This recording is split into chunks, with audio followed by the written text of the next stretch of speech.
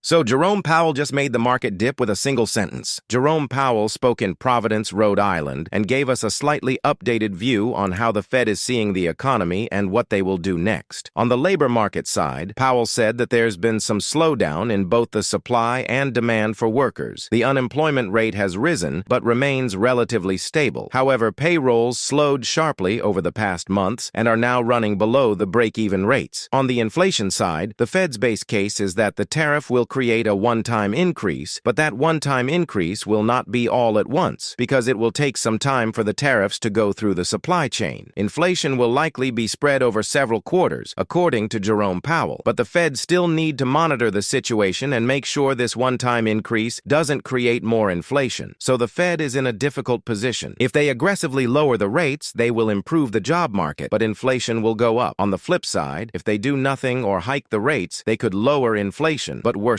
the job market. The labor market condition remains worse, which is why the Fed chose to cut at the last meeting. However, Powell said they were not on a set course and could change their decision if the data changed, meaning if inflation rose sharply. On the Q&A right after, Powell gave a reply that freaked the market. When asked if the Fed was looking at the market to make its decision, Powell said yes, and added, "Equity prices are fairly highly valued," and this started a market pullback.